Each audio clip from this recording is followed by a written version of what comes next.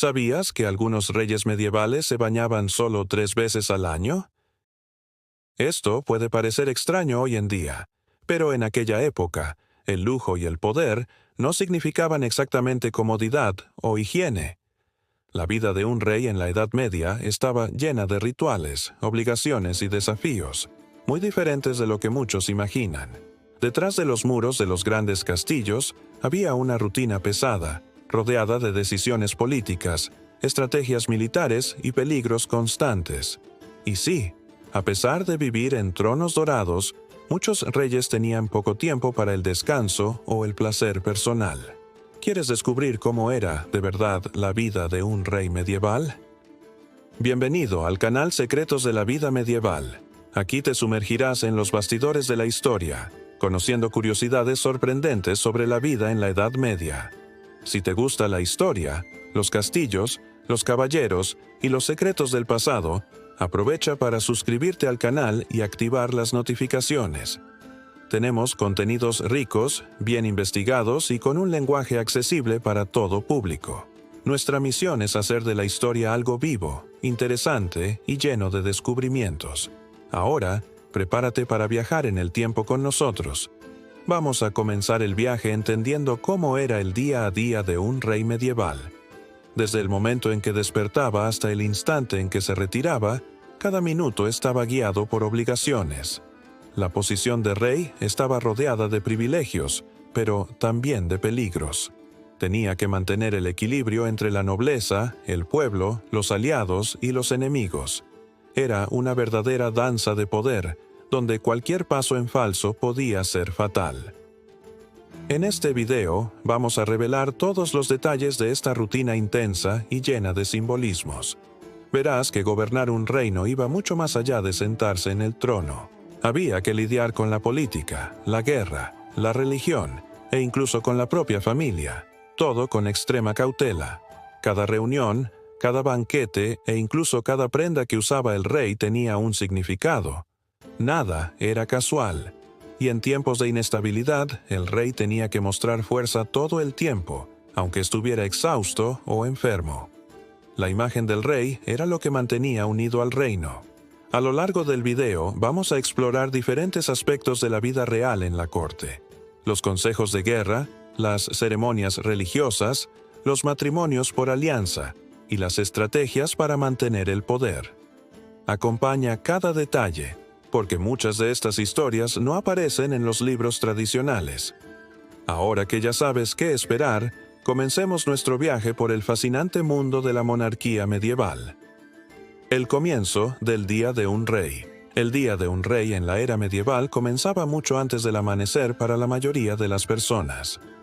Con el primer rayo de luz, los sirvientes ya estaban en movimiento, preparando la habitación real, abriendo cortinas pesadas y trayendo las primeras noticias del reino. El despertar no era solitario. Alrededor de la cama ya estaban presentes consejeros, pajes y mayordomos, esperando órdenes. El rey, aún entre sábanas, ya era envuelto por asuntos políticos, decisiones administrativas y conflictos territoriales que no podían esperar. La intimidad de la mañana era invadida por los problemas del Estado. No había espacio para la duda. El trono no permitía retrasos. La rutina comenzaba con el peso del poder, y cada gesto era observado con atención.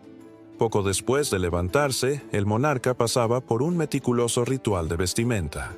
Sus ropas no eran simplemente prendas, sino símbolos vivos de poder, estatus e identidad. Tejidos finos, colores reservados a la realeza, y joyas cuidadosamente posicionadas componían su imagen ante la corte. Mientras se vestía, recibía informes de los escribas sobre lo que había ocurrido durante la noche. Noticias de conflictos en las fronteras, movimientos de nobles rivales e incluso rumores del pueblo llegaban a sus oídos. Era en ese momento que muchos planes se formaban. Decisiones políticas se tomaban entre el ajuste de un cinturón real y la elección de la corona del día. Cada mañana era, también, una preparación para la guerra invisible del poder. Con una apariencia impecable y la mente ya inmersa en los desafíos del gobierno, el rey se dirigía a la sala del trono. Este no era solo un espacio ceremonial. Allí se decidían los destinos de feudos, matrimonios estratégicos y castigos. Las primeras reuniones del día incluían consejeros, nobles y a veces embajadores de tierras lejanas. La agenda estaba llena: solicitudes de audiencia, juicios de disputas, decretos por firmar. El rey debía mantener una postura firme e imparcial, incluso cuando el cansancio de la responsabilidad ya se hacía sentir. La autoridad no permitía errores, y la multitud a su alrededor esperaba decisiones rápidas, incluso frente a asuntos complejos. El tiempo era su enemigo silencioso. Mientras el pueblo imaginaba a un rey viviendo en el lujo y la comodidad, pocos sabían de la presión que pesaba sobre sus hombros desde el inicio del día. Incluso el desayuno era estratégico. Los comensales podían ser aliados políticos o nobles que necesitaban ser recordados de su lugar. Nada era casual, ni siquiera las palabras pronunciadas durante una comida. Una conversación ligera podía ocultar promesas, alianzas o amenazas veladas. Sentarse a la mesa era más un acto de gobierno que de placer.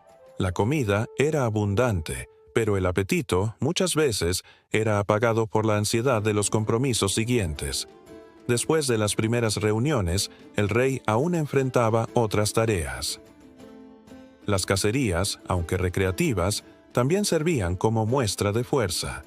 Las misas matutinas no solo alimentaban la fe, sino que reafirmaban su posición como elegido de Dios.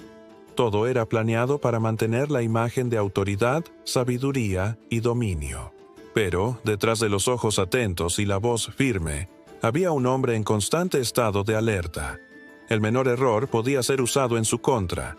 Un gesto mal interpretado, una decisión impopular o una palabra fuera de lugar. Todo era observado y, muchas veces, criticado. El rey caminaba sobre un hilo invisible, intentando equilibrar justicia, fuerza y diplomacia. Así, desde el primer momento en que abría los ojos, el rey medieval ya estaba en batalla. Una batalla silenciosa, librada entre los muros del castillo, donde cada gesto tenía peso y cada palabra podía cambiar el rumbo de un reino. La rutina matinal, lejos de ser tranquila, estaba repleta de simbolismos, decisiones y tensión. Gobernar no era solo un papel, era una actuación continua, día tras día. La cama real podía parecer cómoda, pero el verdadero descanso era raro. El inicio del día era apenas la primera prueba de muchas, porque en la vida de un rey no había espacio para el descanso, solo para la próxima decisión. Política y poder gobernar un reino en la Edad Media era como sostener un castillo entero sobre los hombros. El rey no podía confiar en todos los que lo rodeaban, especialmente en su propia corte. Muchos de los nobles a su alrededor buscaban ventajas, tierras y más poder. Por eso vivía rodeado de consejeros, espías y soldados de confianza. Cada decisión política debía pensarse con cuidado. Un simple acuerdo mal hecho podía generar una guerra entre feudos o incluso una traición dentro del castillo. El poder era deseado por todos, pero mantenerlo exigía estrategia y, muchas veces, sangre fría. La relación con los nobles era un juego constante de intereses. El rey distribuía tierras y títulos a cambio de lealtad, pero sabía que esa fidelidad podía cambiar al menor signo de debilidad. Muchos señores feudales tenían sus propios ejércitos, lo que hacía al rey dependiente de alianzas. Para mantenerse en el trono, tenía que agradar a unos, amenazar a otros y, de vez en cuando, castigar con firmeza. Todo esto formaba parte del equilibrio de fuerzas que definía la política medieval. Era un mundo donde una palabra mal dicha podía costar un reinado. Además de lidiar con la aristocracia, el rey era el centro de las decisiones sobre los impuestos. Cada aldea, feudo y ciudad del reino debía contribuir para mantener el funcionamiento de la corona. Ejércitos, castillos, obras y campañas militares. Cobrar demasiado podía provocar revueltas entre los campesinos. Cobrar poco debilitaba el reino.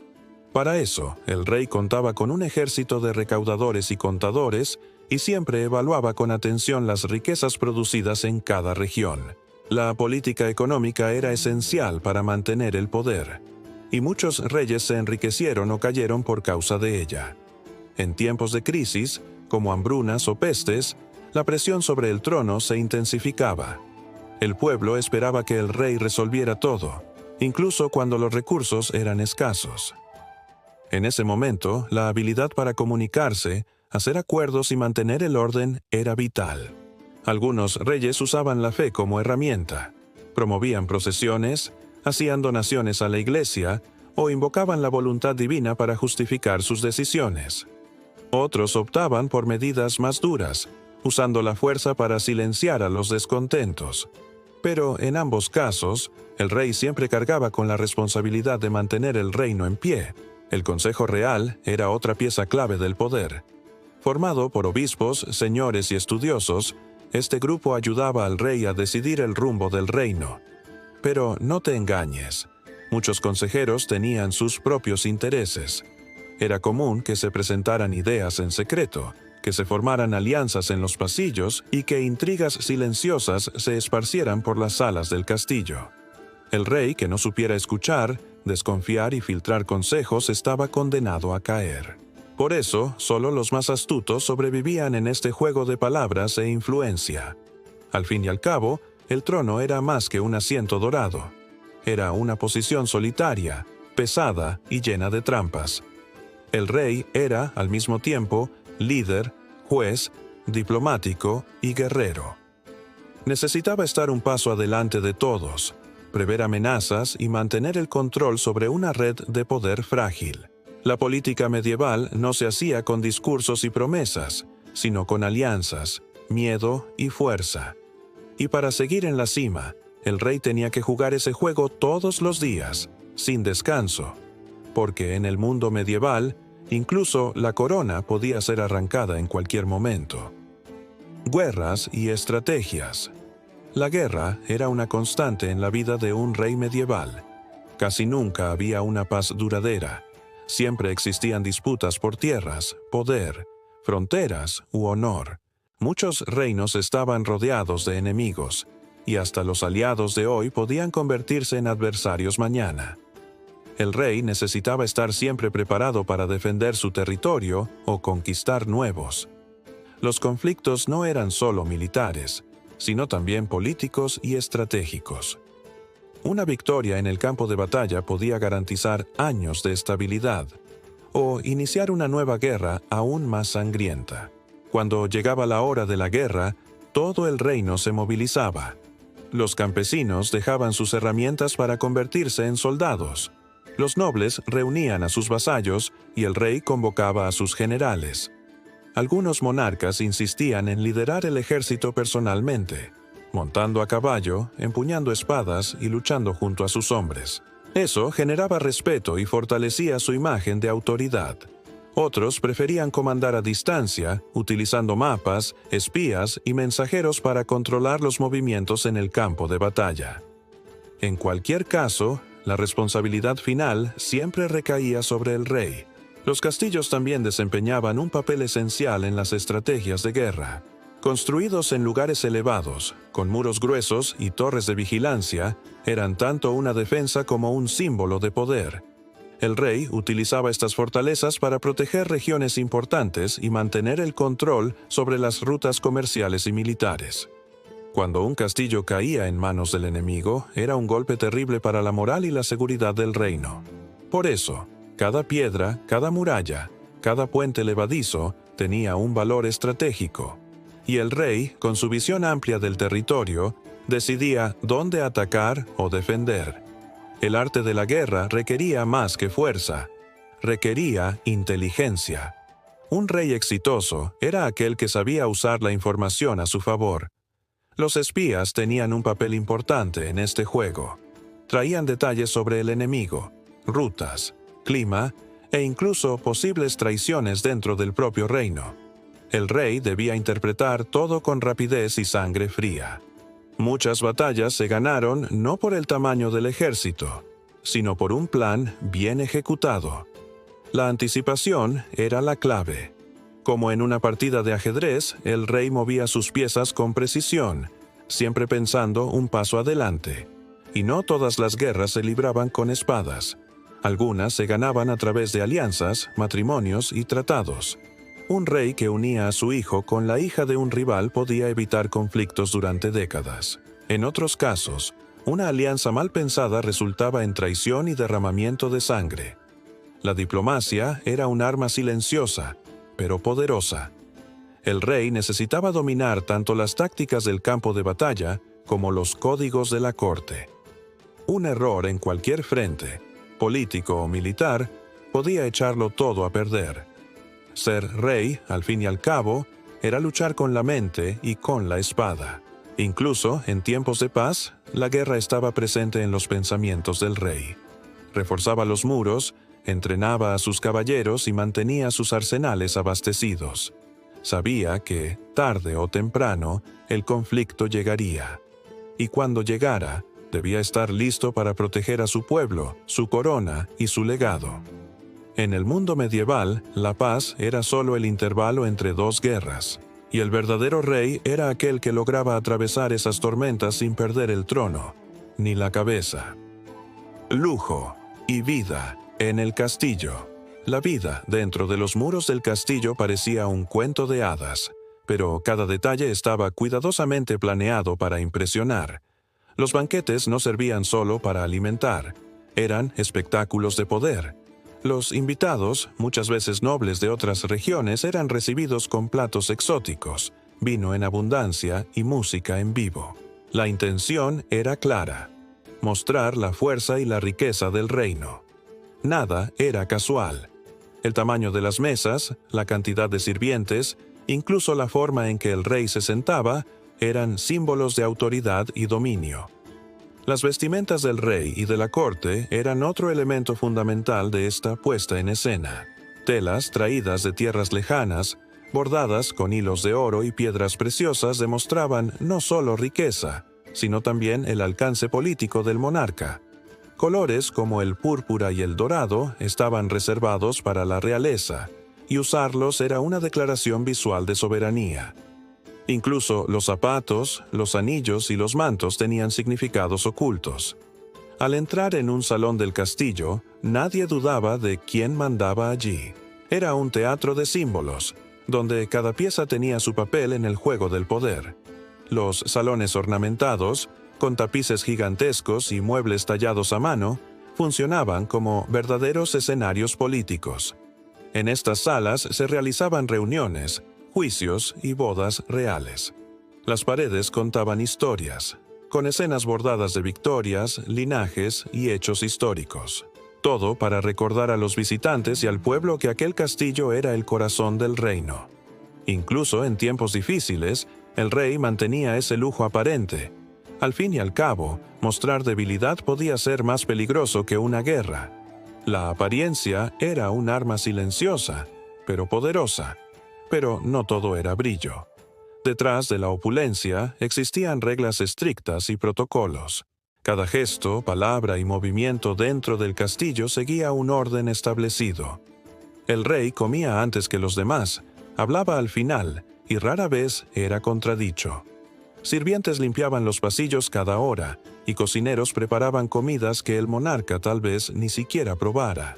Mantener esa grandiosidad requería un trabajo constante y a cientos de personas en funciones específicas. El lujo no era solo un privilegio, era una máquina compleja al servicio del poder. Las fiestas y ceremonias también servían para reforzar alianzas y controlar los ánimos de la corte. Una invitación a un banquete real podía significar prestigio y ascenso. En cambio, la ausencia era una señal de advertencia. Por eso, todos querían estar presentes, vestidos de la mejor manera y listos para elogiar al rey. En las fiestas prolongadas, músicos, acróbatas y trovadores animaban los salones, mientras las alianzas políticas se susurraban entre sorbos de vino. Detrás de las sonrisas y los bailes, se tejían intrigas. La vida en el castillo era un tablero silencioso donde todos jugaban con cautela.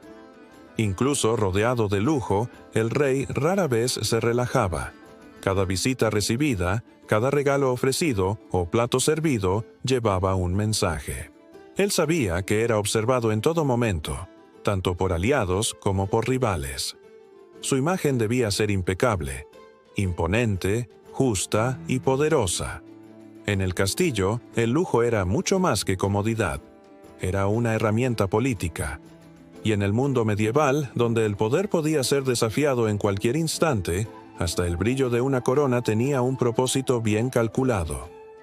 La religión y la corona. En la Edad Media, religión y corona eran inseparables. El rey no era solo un líder político, sino también visto como alguien elegido por Dios para gobernar. Esta creencia le otorgaba al monarca un aura sagrada, que hacía que su autoridad fuera casi incuestionable. Durante las coronaciones, rituales religiosos reforzaban esta idea, con bendiciones, unciones con óleos santos y la presencia de obispos y arzobispos. El pueblo veía todo esto con reverencia. Cuestionar al rey, para muchos, era lo mismo que cuestionar la voluntad divina, un pecado grave. La Iglesia, por su parte, no era solo una institución espiritual. Tenía poder, tierras, riquezas e influencia directa en las decisiones del reino. Los obispos podían ser consejeros reales, los monjes redactaban documentos importantes y los sacerdotes ayudaban a mantener el orden en las aldeas. En muchos casos, la Iglesia era el único canal de educación e información para el pueblo.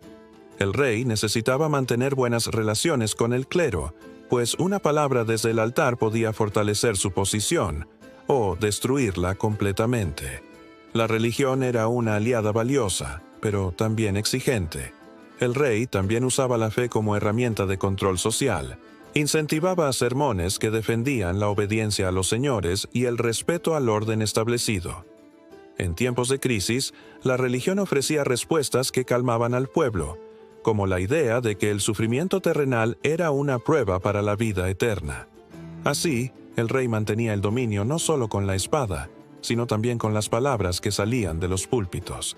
La fe se convertía en un escudo invisible que sostenía el trono, incluso en momentos de inestabilidad.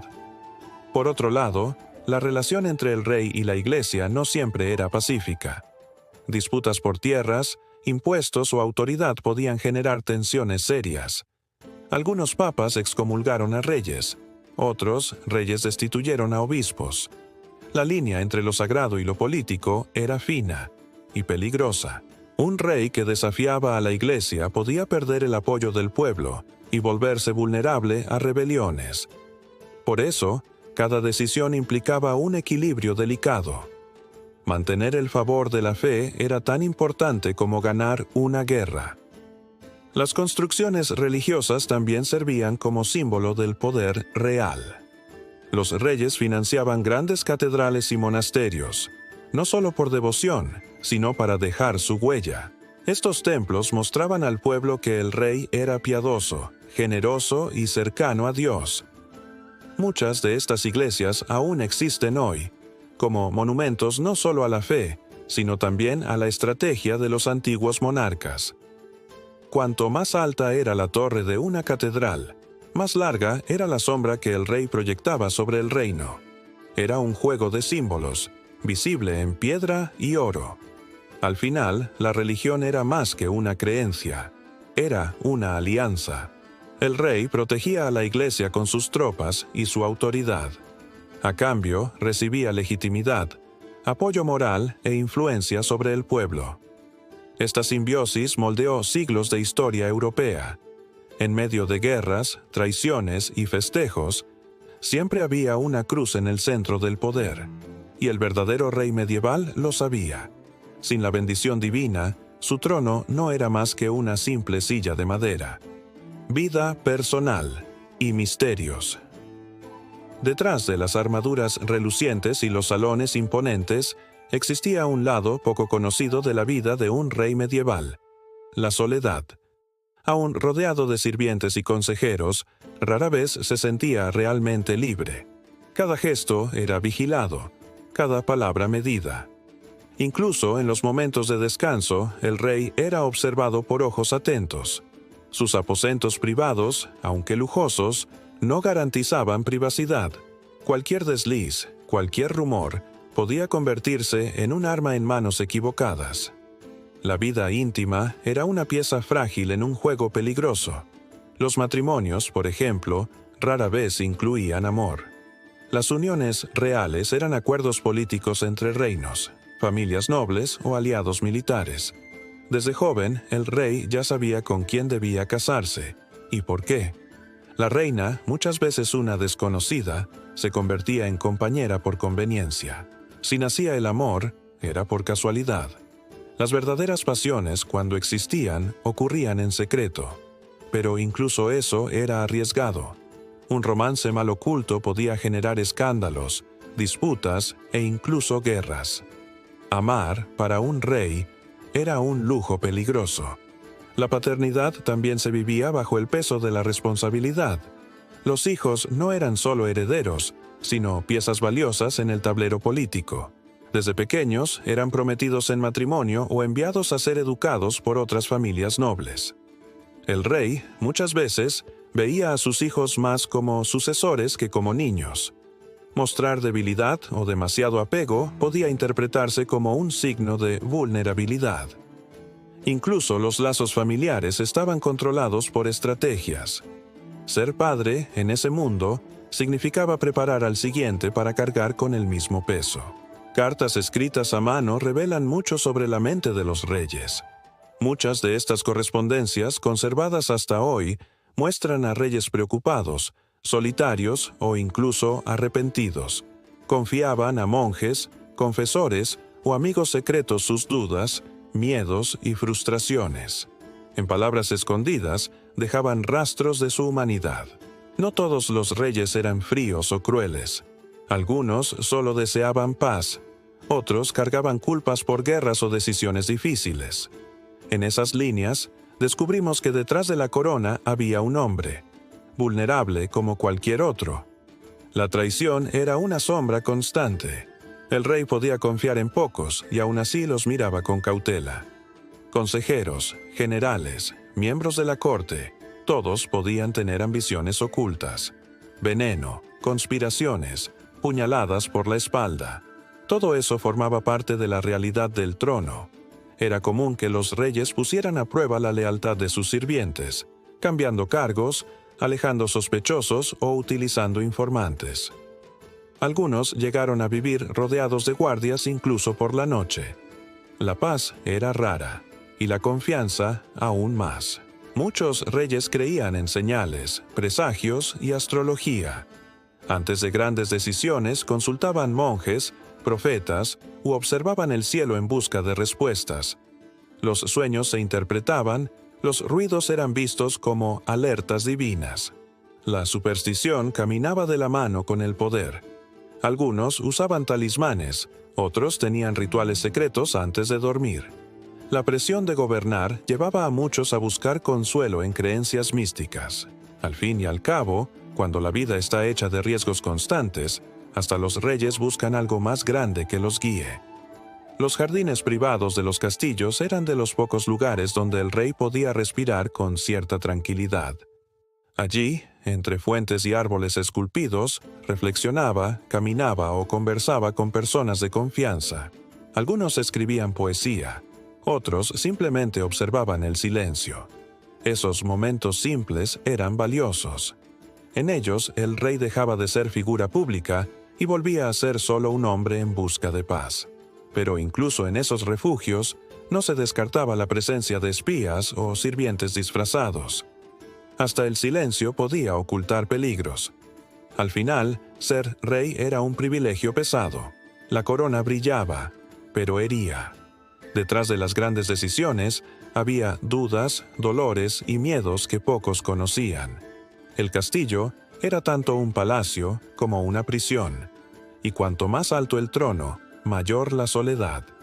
En los fríos pasillos de la historia medieval, muchos reyes vivieron con miedo no de enemigos lejanos, sino de aquellos que estaban a unos pocos pasos. El mayor misterio de la realeza no era cómo conquistar un reino, sino cómo mantener el alma intacta dentro de él. Aún envuelto en oro, poder y reverencia, el rey medieval era un hombre rodeado de presiones, dudas y miedos. Su vida parecía envidiable a los ojos del pueblo, pero la realidad era mucho más compleja. Cada decisión podía desencadenar guerras, rebeliones o alianzas. La responsabilidad era constante, y el peso de la corona jamás se apartaba de sus hombros. El trono ofrecía prestigio, pero también exigía sacrificios, y no siempre el rey podía ser simplemente él mismo. El castillo era su fortaleza, pero también su prisión. Rodeado de protocolos, espías y consejeros ambiciosos, el rey vivía bajo vigilancia constante. Incluso los momentos más íntimos requerían cautela. Su libertad estaba limitada por obligaciones, su vida personal moldeada por intereses políticos. La grandeza ocultaba soledad, y el lujo disimulaba la tensión. Detrás de cada banquete y ceremonia había una estrategia. Cada sonrisa pública escondía un cálculo silencioso. Y, aun con tantos desafíos, muchos reyes dejaron huellas profundas en la historia. Algunos fueron recordados como sabios, otros como tiranos. Pero todos compartieron una misma verdad: el poder tiene un precio. Detrás del telón de la gloria estaban el cansancio, el miedo y, muchas veces, la tristeza. Es fácil admirar la corona desde lejos. Lo difícil es entender lo que realmente representa cuando uno está bajo su peso. La verdadera historia de un rey no está solo en los libros, sino en lo que se esconde entre líneas. Si te ha parecido interesante este viaje, déjanos tu comentario. ¿Qué parte de la vida de los reyes medievales te sorprendió más? ¿Imaginabas que el poder podía ser tan solitario? Dale me gusta a este video, compártelo con quienes aman la historia y ayúdanos a llevar estos secretos más lejos. Cada interacción tuya nos motiva a seguir creando contenidos como este.